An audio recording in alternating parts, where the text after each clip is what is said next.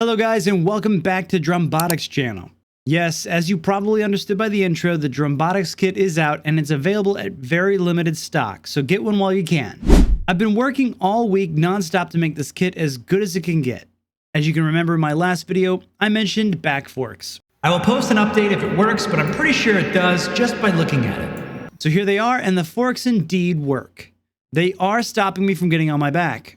But of course, I would have to find out by competing.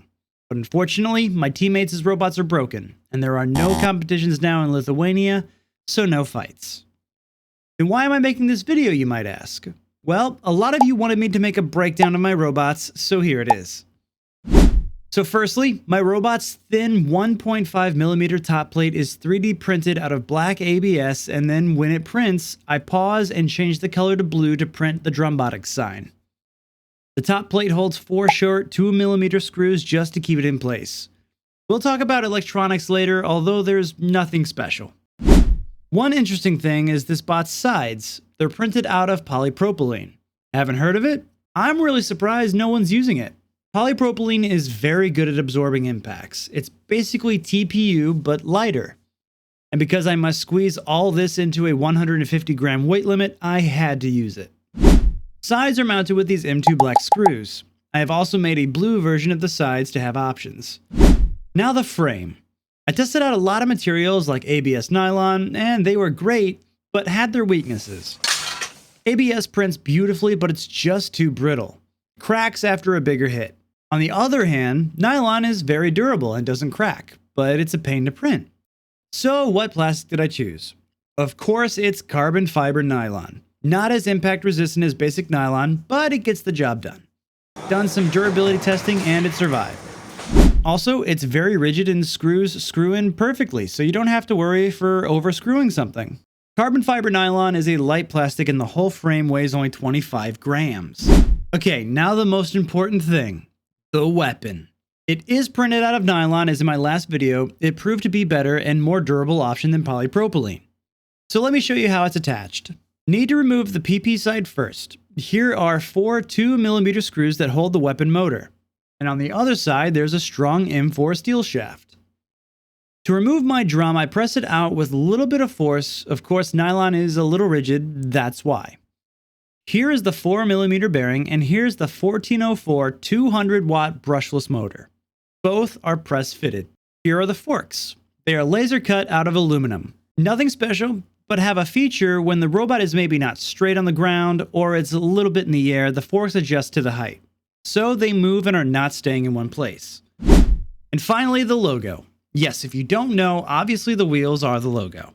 It's the most important thing. I would say it's the hardest to make because of all the designing and molding. It's a messy job, but at the end, it makes the bot so much prettier. Wheels mount to the motor shaft with the set screw that's inside. A new upgrade that I made is the set screw would not mount the wheel strong enough and it would always fall. So I put a metal insert so that it would mount it way harder. So how it works is in the middle of a print, I pause and put the insert inside, then it prints above it so the insert secures in place.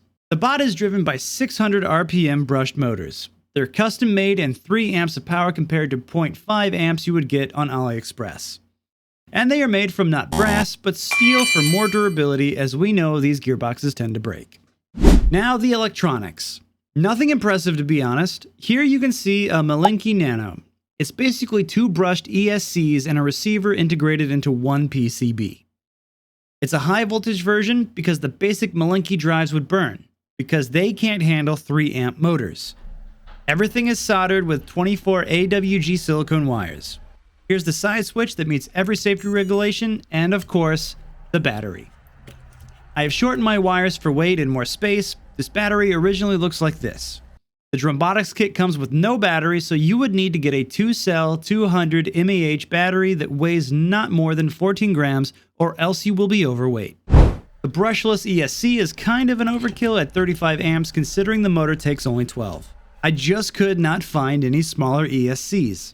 Oh well, at least you won't have to worry about your ESC burning out. So that's everything about it. I know it's a shorter video, but it's because there were no fights. For the next couple of weeks, expect a new TYTOTU video to come out. We already fought with them, and believe me, the hits were insane. Also, Hotline is in the works. We collabed with PCB Way, they made me some carbon fiber parts, and a breakdown video with maybe some fights will come out. I see that Hotline is the favorite in my channel, so look forward to that. So that's it. If you are interested, go check out my kit link in the description. All the instructions about it are written in there. Don't forget to subscribe as we are very close to 500 subscribers. Now see you in the next video.